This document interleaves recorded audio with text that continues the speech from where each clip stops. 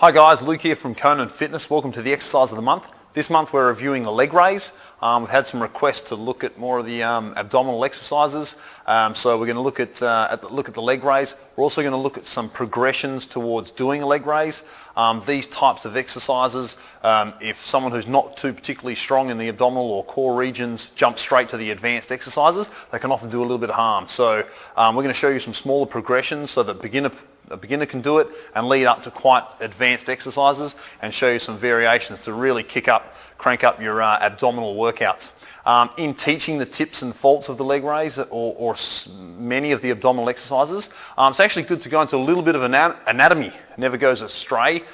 Really help to understand the dynamics of how to do it right, how it works, so that you know what to think of or to focus on when you're doing those exercises. One of the things to note in mentioning anatomy is the attachment of the main muscles that are used in abdominals and leg raise motions. So let's have a look at that now. Okay guys, so the first thing with the leg raise, as I mentioned about the anatomy of the muscles used in a lot of the abdominal exercises, when we do a leg raise motion, it's funny because the abdominal muscles don't actually do the work directly because they're not attached to the legs. So anything attached to the legs is what moves the legs. All the abdominals do is hold the pelvis in position for the legs to work around the pelvis, if that makes sense. As you can see on the diagram, the hip flexor muscles, one of the main hip flexor muscles, attaches from the top part of the thigh and actually into the spine and the lower parts of the thoracic and top parts of the lumbar spine. That means when we do a typical leg raise, and if we can see that, Carrie, as the legs come down, if these muscles aren't controlled, the back totally arches, and you can see I can almost get my hand under that back, so you can see the back arching out, and that's where the hip flexors are pulling on those muscles. What we ideally want to do is keep these abdominal muscles turned on so the pelvis stays in its natural tilt, its natural curve, and then we're lowering the legs down, keeping this maintaining still, that will do, and then pulling them back up, and again maintaining that pelvic posture, that pelvic tilt, so the back just has its normal lumbar curve. Thanks for that. Okay, the next tip is what we see when we often do a hip flexor stretch. On that note of knowing a little bit more about the anatomy of a hip flexor, what people tend to do is they get into this position, which is one of the great stretches for hip flexor. As we know, they're used in the abdominals so much, and we're starting to push the hips forward like we're arching back and getting a stretch at the front of the hip. What you notice though, knowing that our major hip flexor muscles attaches into the back of the spine, the more Carrie arches her back, the less that'll actually stretch. That's a great stretch for the front of the thigh. That's one of the quad muscles. But if we can actually put the hands down and roundin the back out, that means curve it as much as possible. That attachment onto the spine is actually being stretched further away from where it's attached into the leg. If Carrie then drops forward with the hips, pushing the hips forward, bending that spine up, can you feel that? Much more intense, and that's a much better stretch for the hip flexor. On the same note, knowing our anatomy.